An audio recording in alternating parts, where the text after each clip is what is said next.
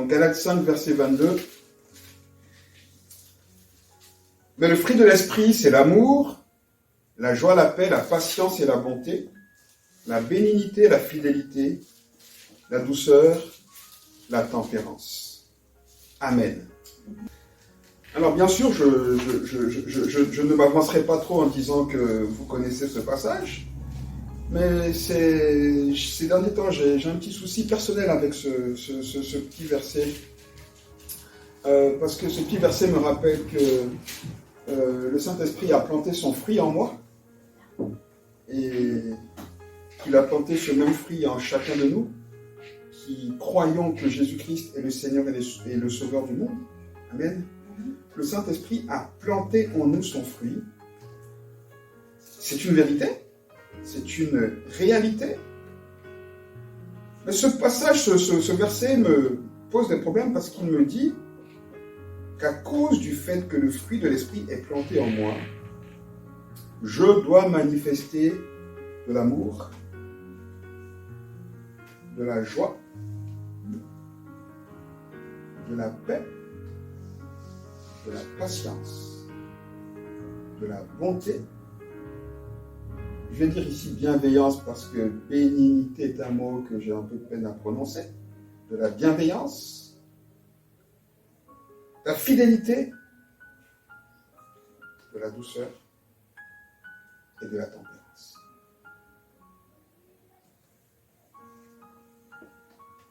J'avoue que j'ai parfois de la peine à manifester toutes ces choses.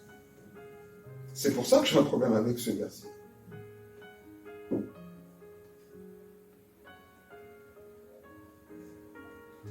Et ce que je constate, c'est que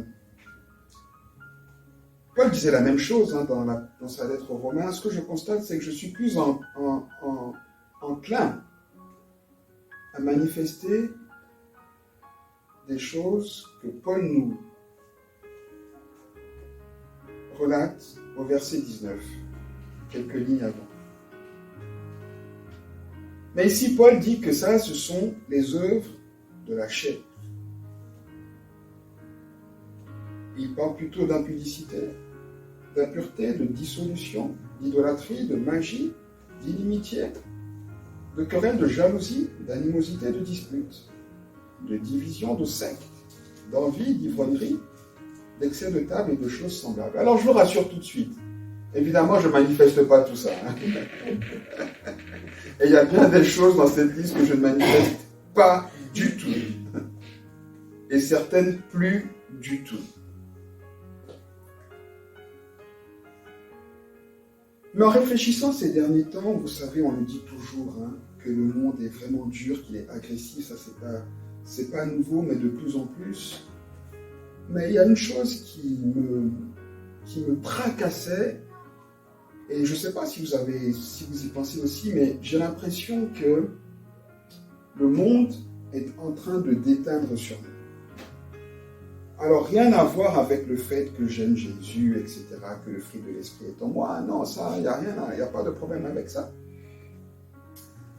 Mais, vous savez, face au matraquage de toutes les choses qui sont contraires à ce qu'on croit, à nos valeurs, j'avoue que mes réactions, je ne sais pas pour vous, mais mes réactions ne sont pas toujours empreintes du fruit de l'Esprit. Quand j'entends toute cette propagande autour des questions de genre, enfin toutes ces choses que vous connaissez aussi bien que moi, quand j'entends toute cette propagande autour de la liberté de l'homme qui devient finalement, qui est la religion, on le sait bien, de notre société, mais qui moi finalement me font sentir emprisonné.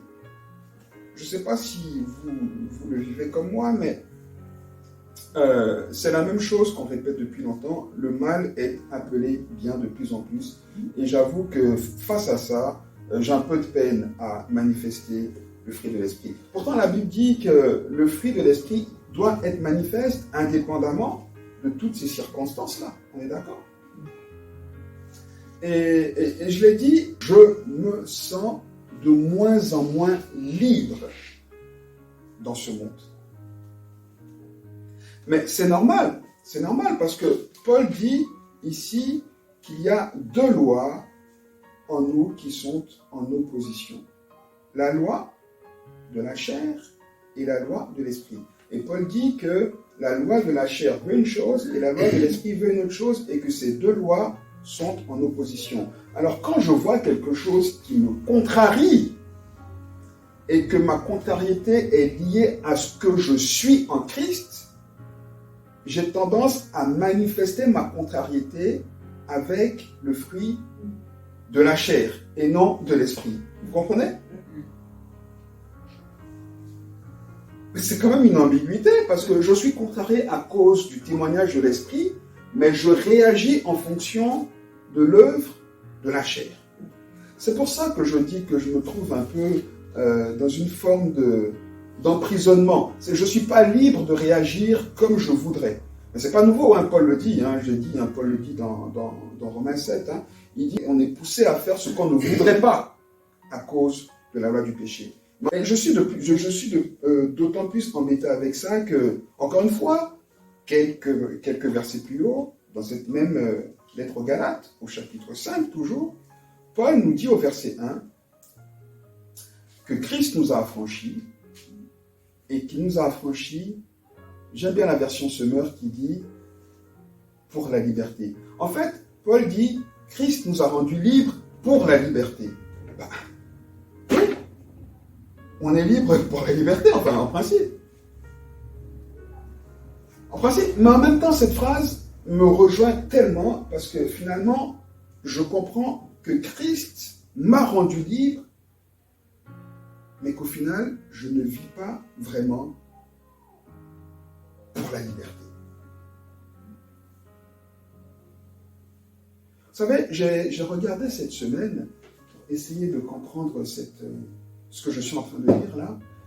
J'ai essayé de regarder un peu des témoignages de personnes qui avaient eu de grandes peines en prison et comment est-ce qu'elles s'adaptaient finalement à leur vie, comment est-ce qu'elles vivaient en fait leur liberté. Et j'ai vu qu'en Norvège, ils avaient mis en place un système qui se trouve en tout cas les plus probants pour les prisonniers. C'est-à-dire que les gens qui sont en prison, ceux qui arrivent à la fin de leur peine, ils les mettent dans des centres dans lesquels ils sont presque en liberté. En fait, c'est des îles. En tout cas, le reportage que j'ai vu, c'est une île. Et chacun a une chambre, etc. Et ils vivent. Alors, évidemment, il y a des gardiens, mais qui ne sont pas armés. Et c'est eux qui entretiennent, en fait, cette île. C'est-à-dire que c'est eux qui s'occupent de l'agriculture, c'est eux qui s'occupent des bêtes, etc.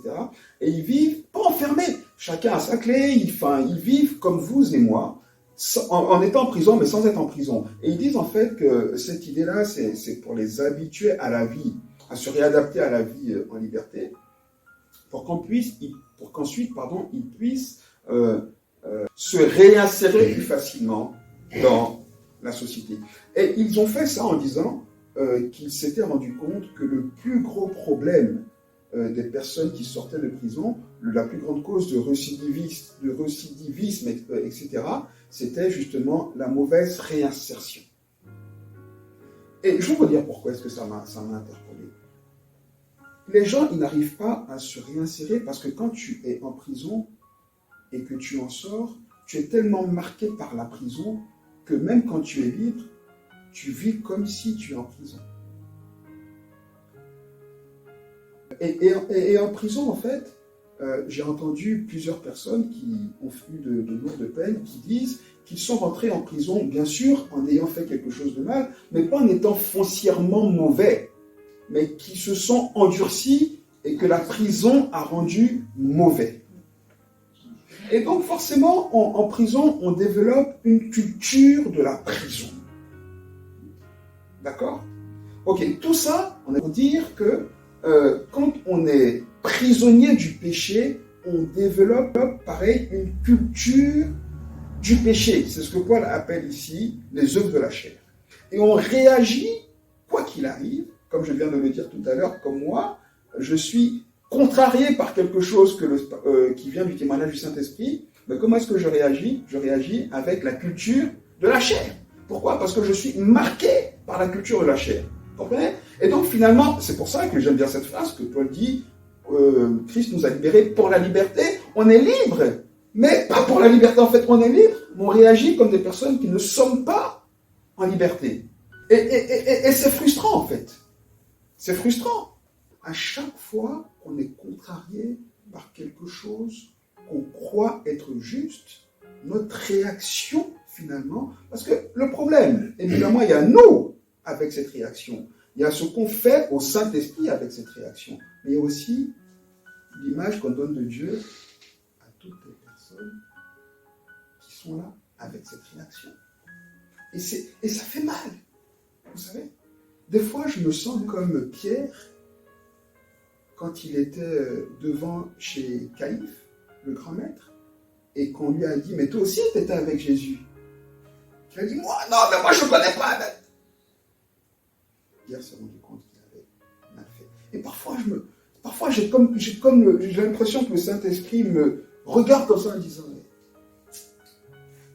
vous comprenez? Et là, je me sens vraiment pas libre. Ok. Du coup, Paul nous dit que ça ne devrait pas être comme ça parce que Christ nous a libérés pour la liberté. Ça aussi, c'est une vérité. Donc, le fruit de l'esprit est en nous. Donc, ce fruit-là doit produire ce qu'on a dit, donc l'amour dans toutes ses composantes. Ok? Et Paul dit qu'on est capable de le faire parce que Christ nous a franchis pour la liberté. Ensuite, dans le même verset, au verset 1, il dit « Demeurez donc fermes et ne vous laissez pas mettre de nouveau sous le joug de l'esclavage. » Et là, c'est ça, là, je me dis « Waouh, là, j'ai quand même un problème. » Quasiment tous les jours, on a quand même l'impression qu'on se remet sous le joug de l'esclavage. De quel esclavage il s'agit ici? L'esclavage du péché. Parce que finalement, la seule chose au fond du fond, qui nous met vraiment mal à l'aise, et ça, qu'on soit croyant ou pas, c'est le péché. C'est le péché.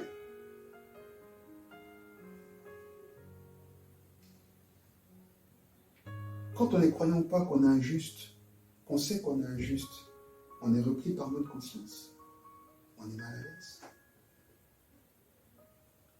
Quand on est croyant ou pas, qu'on était méchant, qu'on a fait du mal à quelqu'un, on est repris par notre conscience. Et on est mal à l'aise. Et donc finalement, la seule chose qui nous met vraiment mal à l'aise, c'est le péché.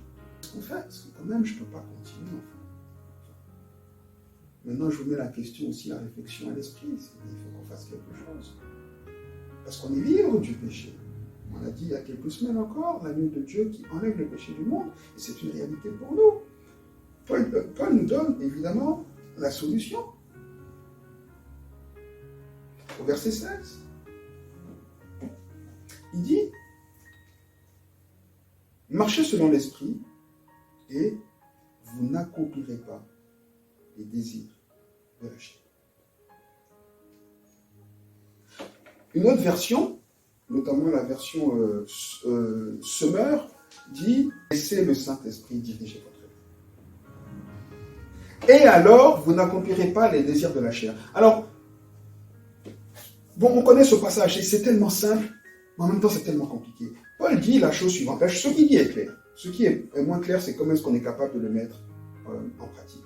Paul dit que si nos vies sont conduites par le Saint-Esprit, si nos vies sont dirigées par l'Esprit, ok, on n'obéira plus ni au péché, mais on ne sera plus dominé par la culture de la chair. C'est ce que Paul dit, clairement. Okay. Il dit, si vous marchez par l'esprit, vous n'accomplirez plus les désirs de la chair. Donc vous ne serez plus conforme, vous n'obéirez plus à la chair. Donc ça veut dire qu'on ne sera plus dominé par la culture du péché, par la culture de la chair. Comme quelqu'un finalement qui est sorti de prison et qui s'est totalement réinséré. Ça existe. Amen. Heureusement que ça existe. Okay. Et Paul dit, la manière de le faire, c'est de laisser le Saint-Esprit conduire ma vie.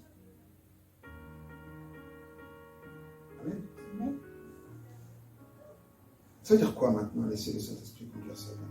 Parce que quand on vit par l'Esprit, le Saint-Esprit en nous donne la pensée de Jésus. Et nous donne de discerner dans une situation ou une autre, finalement, comment est-ce que Jésus aurait réagi à notre place. Et c'est ça tout l'enjeu. Tout l'enjeu, c'est de pouvoir, jour après jour après jour. C'est déjà ça le problème. Donc ça veut dire tous les jours, être capable de discerner comment Jésus aurait réagi devant une situation ou une autre. Mais tous les jours. Et je pense que c'est ça, c'est là le défi.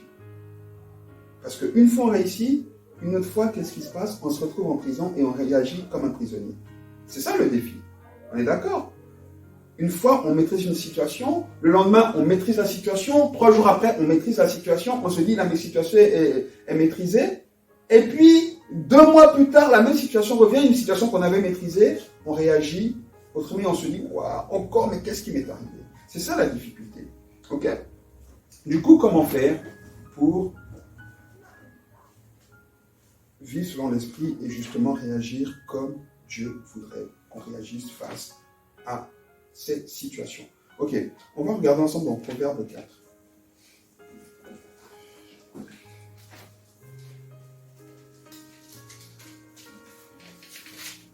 Proverbe 4. Et on va lire ce proverbe en parallèle avec une histoire que vous connaissez, en tout cas que je vais vous relater, l'histoire de Jairus. D'accord? On va déjà lire le proverbe. Proverbe 4, on lit à partir du verset 20. Salomon dit ici, mon fils, sois attentif à mes paroles, prête l'oreille à mes discours, qu'ils ne s'éloignent pas de tes yeux, garde-les dans le fond de ton cœur, car c'est la vie pour ceux qui les trouvent, c'est la santé pour tout leur corps. Garde ton cœur plus que toute autre chose, car de lui viennent les sources de la vie. On va s'arrêter là. Car de lui viennent les sources de la vie. Ok. Je viens donc de dire que laisser le Saint-Esprit conduire ma vie, pour moi c'est ok. Mais je suis quand même confronté au fait que, dans certains contextes, je suis un peu en décalage avec le Saint-Esprit. Alors le Seigneur me dit, écoute mon fils, première chose, sois attentif à mes paroles. Je dis, Seigneur, moi je suis attentif à tes paroles. Ensuite il dit, prête l'oreille à mes discours. Je dis, Seigneur, attends,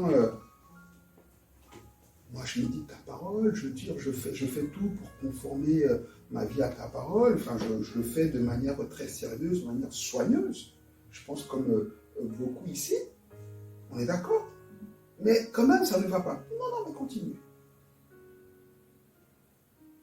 Qu'il ne s'éloigne pas de tes yeux. Je dis, mais oui Seigneur,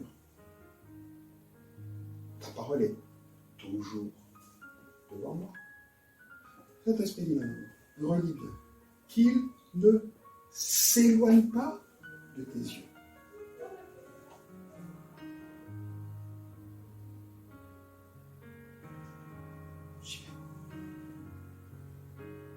Et là, le Saint-Esprit me dit, écoute, les choses qui sont devant tes yeux, qui me concernent, sont les choses que tu aimes. Attends, c'est normal. On a tous, j'espère, on a tous des versets qui sont pour nous des boussoles.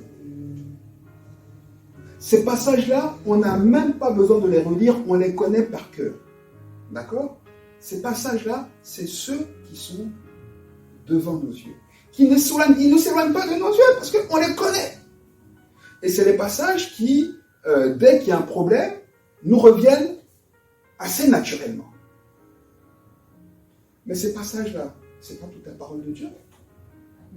Ces passages-là, ils sont utiles généralement que dans certaines circonstances, et des circonstances qui nous font du bien. Et donc, c'est souvent que ces passages-là ne concernent pas notre relation aux autres. Ils concernent notre relation avec nous-mêmes. Vous comprenez ce que je veux dire? Mais il y a tout ce qui concerne ma relation avec les autres, des choses que je pense avoir acquises, mais finalement que je ne médite pas forcément. D'ailleurs, ce n'est pas les choses que je regarde quand je lis ma parole. Quand je lis la parole, généralement, et je pense que vous serez tous d'accord avec moi, quand on recherche Dieu le matin, ou le soir, ou peu importe dans notre méditation personnelle, les versets qui retiennent notre attention, c'est quoi? C'est ceux qui répondent à nos préoccupations personnelles. Je ne dis pas qu'on ne lit pas les autres, hein, mais les autres, là, on n'est pas très attentif à eux. C'est pour ça qu'il dit, mon fils, sois attentif à mes paroles. Prête l'oreille à mes discours. Mais surtout, vous savez, quand on est dans le dur, quand on cherche vraiment Dieu, on a plus tendance à chercher une direction pour nous, parce qu'on est déjà dans le noir. Et ça fait que finalement, tout ce qui concerne les autres, tout ce qui concerne l'action de Dieu pour les autres, tout ce qui concerne notre relation avec les autres, ça va dans tous les sens. Et ça fait finalement qu'on réagit comme tout le monde, par la chair. C'est-à-dire qu'il y a des endroits où on est très bien. Tu vas voir, par exemple, oui, tu es bien dans l'adoration parce que tu te réjouis de qui Dieu est, tu es fort dans l'adoration, alléluia, oui, ok, d'accord. Et dès que tu sors, dès que tu es confronté à quelqu'un qui te contrarie, tu commences à partir en boulette. Pourquoi? Parce que peut-être que tu as oublié de garder devant les yeux qu'il faut aimer ton prochain comme toi-même. Vous comprenez ce que je veux dire? Il dit donc qu'il ne s'éloigne pas de tes yeux, mais ce qui ne doit pas s'éloigner de nos yeux, ce n'est pas juste les paroles qui nous concernent, c'est toute la pensée de Dieu. Prenons l'exemple de Jairus. Jairus, vous connaissez l'histoire, va vers Jésus. Jésus est entouré par une foule. Jairus va vers Jésus parce que sa fille est mourante. D'accord? On nous dit de Jairus qu'il était le chef de la synagogue. D'accord? Et la Bible dit, et j'aime bien cette partie, la Bible dit que quand Jairus voit Jésus, ça montre vraiment l'attitude de Jairus, ça montre l'état d'esprit de Jairus, et ça montre l'état d'esprit dans lequel Jairus va vers Jésus. Quand il va vers Jésus, la Bible dit qu'il se jette à ses pieds. Ça nous rappelle quelqu'un, ça nous rappelle Marie, d'accord, qui a cette attitude d'adoratrice. Donc Jairus, ça nous montre ici qu'il va vers Jésus en croyant qui est Jésus et en étant convaincu que Jésus est capable de sauver sa fille. Donc il dit à Jésus, ma fille est mourante, viens et impose-lui les mains afin qu'elle vive. Ok? Jésus dit, ok, viens, on y va. Et là, en me mettant à la place de Jairus, je me dis, la foi là, je dois avoir là, où je dois être boosté, je me dis, ça y est, ma fille elle va vivre. Ok? Sauf que le texte dit que Jairus est entouré par une foule. Jésus, est entouré par une foule. Qui le presse d'ailleurs, dit le texte. Ok? Qui le presse. Et dans cette foule, il y a cette dame qui avait la perte de sang depuis 12 ans, qui, elle, n'est pas préoccupée par la fille de Jairus. C'est pas son problème. On la comprend quelque part. Qui, elle, a la seule préoccupation de toucher Jésus. Elle y va, elle touche Jésus. Pour elle, elle a pris sa guérison, sauf que ça contraint Jésus à s'arrêter. Jésus se retourne et il dit, qui c'est qui m'a touché? Bon, là, je me mets à la place de Jairus. Vous comprenez? Je me mets à la place de Jairus. Il doit commencer à dire, attends, Jésus, t'es sérieux là? On t'a touché, ok, on t'a touché, mais ma fille est en train de mourir, il y a peut-être plus important. Vous comprenez? Là, la parole de Dieu, toute la parole de Dieu n'est plus devant les yeux de Jairus. Qu'est-ce que Jairus retient de la parole de Dieu? Ce qui le préoccupe, lui, que Jésus est capable pour guérir sa fille. Jésus n'est plus le Seigneur de tout le monde. Là, à l'instant, là, Jésus est le sauveur de sa fille. Vous comprenez? Et on est souvent comme ça. Hein? C'est-à-dire que Jésus est juste pour nous. Bon, oui, il est pour nous, mais pas que. La preuve. C'est pour ça que j'ai pris l'exemple de Jairus. Je pense que Jairus, là, ça commence à monter. Mais la Bible dit que Jésus continue de parler. Ses disciples disent, mais Seigneur, tu vois, il y a du monde et tout, c'est bon, viens, on y va. Certainement, ils disaient, mais attends, viens, on va, regarde, Jairus, ça fait à mourir, écoute, mais tout le monde te touche. Qu'est-ce que tu dis? Et là, Jésus dit, non, il y a quelqu'un qui m'a touché. Donc, il prend le temps, il cherche. Là, j'imagine que Jairus, et la Bible dit que pendant qu'il parlait, il y a des gens qui viennent de chez Jairus. Là, j'imagine, je me mets à sa place, je me dis non. Là, j'aurais tiré Jésus et j'aurais mis la faute sur Jésus. J'aurais dit, mais t'as vu ce que t'as fait? Sans même que les gens déjà me disent ce qui se passe, parce que quand je les vois arriver, je m'imagine bien qu'il y a une mauvaise nouvelle. Et bien sûr, ça ne loupe pas. La Bible dit, quand vous regarderez dans Marc 5, alors que Jésus continuait de parler, ces gens qui arrivent de chez Jairus viennent et le prennent et puis disent, écoute Jairus, laisse le mettre, c'est bon, elle est morte. Il dit, voilà pas de Jairus. Quelques secondes avant, j'étais un champion de la foi. Les secondes d'après, je suis prêt à maudire celui en qui je disais avoir foi. Bon, la Bible ne dit pas que Jairus a fait ça. Mais si moi j'étais lui, c'est ce que j'aurais fait. En tout cas, ça allait être mon état d'esprit.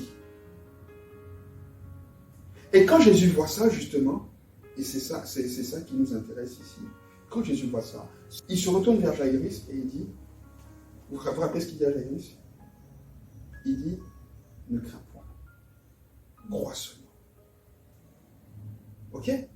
Ça veut dire que là, Jairus était prêt, comme nous, hein, quand on est face à une situation qu'on a dominée une fois, qu'on a dominée 2 fois, qu'on a dominée 3 fois, et que quelque temps après, on se retrouve dans la situation, et dans un contexte particulier, on se sent envahi par la situation. Ok? On est prêt à repartir dans le travers, à réagir justement selon la culture de la chair qu'on connaissait, à vivre comme des prisonniers du péché, à réagir, comme les prisonniers du péché qu'on était. Ok? Jésus, qu'est-ce qu'il fait? Il replace la parole de Dieu devant les yeux de Jairus. Il ne craint pas. Regarde à moi. Crois seulement. Amen. C'est ce que Salomon dit ici. Vivre par l'esprit, c'est ça. C'est pas d'avoir cru quelque chose hier et d'en douter aujourd'hui. Mais on en doute aujourd'hui parce que finalement, on n'a pas continué. Vous connaissez l'histoire de regarder la parole de Dieu face à face. Vous connaissez pareil l'histoire de Pierre quand il est sur l'eau. Jésus dit, mais pourquoi tu as douté? Mais parce que j'ai commencé à regarder alors. Et vivre par l'esprit, justement, c'est ça. C'est de maintenir le regard sur qui est Jésus, mais pas seulement pour nous. Indépendamment de qui il est pour nous, il est aussi pour tout le monde. Mais ce qu'il fait et qu'il est pour tout le monde ne change rien à qui il est pour nous et à ce qu'il va faire pour nous. Mais ça, on a de la peine. On a de la peine à y croire. Dès qu'une circonstance commence à être contraire à ce qu'on croit, à nous contrarier, on commence à remettre Jésus en question. Pourtant, si on regarde à notre expérience, on peut se rendre compte que Jésus a déjà agi dans la même circonstance avant. Pourquoi? Justement parce qu'on est passé à autre chose. Parce que la parole n'est plus devant nous. Ok? Ça, c'est une des raisons. Et c'est une des choses. Donc, une des choses pour laisser le Saint-Esprit conduire nos vies, c'est de garder, de maintenir, évidemment d'être attentif à ses paroles, de prêter l'oreille à son discours, d'être attentif, prêter l'oreille et de maintenir les yeux fixés sur qui est Jésus. Mais qui est Jésus dans l'ensemble? Parce qu'on connaît Jésus dans tout ce qu'il est. On sait que Jésus, il peut focaliser ses regards sur nous, mais en même temps, il n'est pas dépassé par tout ce qui concerne les autres. Vous comprenez ce que je veux dire? Et c'est ce que l'exemple de Jairus nous montre. Il dit, mais même si tu as l'impression que j'ai détourné les yeux de toi pour m'occuper de quelque chose, ça n'en rien à ce que je continue de faire. Toi, crois. Ok? Et pour ça, il faut qu'on garde les yeux fixés sur la parole de Dieu pour qu'on continue de croire et de comprendre qui est Dieu. Ensuite, il dit, garde ce que tu crois de Jésus, de ce que tu crois de Dieu dans le fond de ton cœur. C'est ça. C'est ça. Et ça aussi, on a de la peine. Mais ça, c'est dire notre nature humaine aussi, pareil. Écoutez, très concrètement, si je suis capable aujourd'hui de vouloir m'en prendre à quelqu'un qui est bouffé par le péché et à ne plus être capable de l'aimer, c'est que j'ai oublié moi-même qui je viens. C'est qu'il y a quelque part quelque chose que je n'ai pas gardé de la parole de Dieu dans mon cœur. Parce que si je reste convaincu que moi-même j'étais pécheur et que Jésus est venu me chercher dans mon péché tel que j'étais et que je n'étais pas mieux que les autres, je ne peux pas me permettre de réagir comme ça par rapport à quelqu'un d'autre. Vous comprenez ce que je veux dire? C'est pour ça qu'il dit, garde ça, la parole de Dieu, garde-la. Garde-la au fond de ton cœur. Garde-la au fond de ton cœur. Et il ajoute verset 22, car c'est la vie pour ceux qui la trouvent et c'est la santé pour tout leur corps. Donc ça veut dire quoi? Ça veut dire que quand on ne garde plus la parole, quand on commence à oublier un petit peu la parole, qui est Dieu, etc., ce que Dieu fait, ce que Dieu dit pour nous et de nous, qu'est-ce qui se passe? Eh bien, on commence à réagir comme des prisonniers. Parce qu'on n'est plus en sécurité. On commence à être ouvert à la contrariété, on commence à être irritable, on commence finalement à entrer dans des formes de dépression, etc. On n'est plus en santé, on n'est plus en sécurité, on n'est plus en santé psychique. Et c'est pour ça qu'il ajoute le verset le plus important sur lequel je vais finir. Le verset 23, il dit « Garde ton cœur plus que toute autre chose, car de lui viennent les sources de la vie. » Pourquoi? Parce qu'on réagit en fonction de ce qu'il y a dans nos cœurs.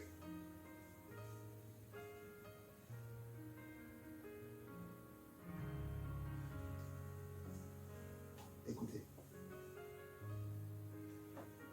si on vous parle de quelqu'un et qu'on vous dit cette personne-là, elle est mauvaise, eh bien, je te le dis, hein, tout le monde, toutes les personnes que toi tu connais te parlent d'une personne en disant elle est mauvaise. Elle est mauvaise. Ah, ne t'en approche pas. Elle est mauvaise. Toi, tu ne la connais pas. Mais tu es déjà convaincu que la personne est mauvaise. Ça, c'est posé dans ton cœur. D'accord? Tu rencontres la même personne. Quelque temps après, dans un contexte, peu importe, elle vient vers toi, elle commence à parler de toi. Comment tu réagis? Tu es déjà fermé. Parce que dans ton cœur est posé que la personne est mauvaise. Dès qu'elle va être sympa, tu es fermé, tu réagis en fonction de ce qui est dans ton cœur, la personne est mauvaise. Alors ça se trouve, la personne, elle a changé. Tu sais pas. Toi, tu réagis violemment, ça se trouve, la personne s'est convertie il y a 2 jours. Toi, tu es fermé, et la personne ne comprend pas. Qu'est-ce qui se passe? Et plus tard, tu la revois dans un autre contexte, quelqu'un que tu connais, en qui tu as confiance, te dit, mais c'est une personne qui est bien. Et tu dis à la personne, et la personne te dit, mais pourquoi tu étais comme ça? Oui, on m'a dit que tu étais mauvaise. Oui, forcément, parce que c'est ça qui était dans notre cœur. On est d'accord? On réagit toujours selon ce qui est dans notre cœur. De la même manière, si quelqu'un nous a fait du mal, on n'est pas en train de lui faire du bien. Parce qu'on a gardé ça dans notre cœur. Si on le garde dans notre cœur. Quelqu'un nous fait du mal, on le garde dans notre cœur. Dès que la personne vient vers nous, on réagit en fonction du mal qu'elle nous a fait, qui est gardé dans notre cœur. Vous comprenez? Donc il faut garder notre cœur. Évidemment, car de lui viennent les sources de la vie. Et une des clés aussi, justement, de justement laisser le Saint-Esprit conduire notre vie, de laisser la capacité au Saint-Esprit, ou la liberté au Saint-Esprit de vivre comme il veut, d'être fluide dans notre vie, c'est justement de garder notre cœur, de ne pas laisser notre cœur être atteint, être pourri par des choses qui sont contraire au Saint-Esprit. Mais comment on le fait? On le fait finalement, bien sûr, en regardant la parole, en gardant la parole dans notre cœur, et puis surtout en regardant toutes les attitudes négatives ou contraires à la parole qui sont encore de notre ressort. On compare et puis on commence à dire non, mais ça va pas. Vous comprenez ce que je veux dire? Ok, je m'arrête là. Mais j'en parle parce que, vous savez, je pensais que pour moi c'était acquis parce que je me sentais capable de garder mon cœur ouvert à l'amour pour tout type de pécheur. J'en étais convaincu parce qu'il y a des choses avant même d'être chrétien qui pour moi étaient juste infaisables. Et en devenant chrétien, j'ai réussi à passer toutes ces choses-là. Donc pour moi, j'étais ouvert à toute forme. Je disais non, aujourd'hui, quel que soit le péché, quel que soit le pécheur, qu'il soit multirécidiviste ou quoi, non, je vais rester aimant, plein d'amour. Et je me rends compte que finalement, non. Dans quelque chose que j'avais dominé, je me rends compte que finalement, je suis en train de buter dessus. Et je me dis non, ça ne peut pas être comme ça. Je ne peux juste pas laisser mon cœur comme ça être bouffé par la culture de la chair et me laisser retourner et de me laisser justement, comme dit Paul, retourner sous le joug de la servitude. C'est pas possible. Ok. Forcément, c'était une réflexion un peu personnelle, dans un état d'esprit personnel, mais je pense que le Seigneur veut aussi encourager quelqu'un ce matin avec ça, en lui disant, voilà, laisser le Saint-Esprit conduire nos vies, c'est pas vrai uniquement quand on est bien spirituellement, c'est plus grand que ça, c'est plus que ça. C'est plus que ça. Ça concerne notre relation avec Dieu, ça concerne notre relation avec nous-mêmes, et ça concerne aussi notre relation avec les autres. Toujours. Amen. Amen.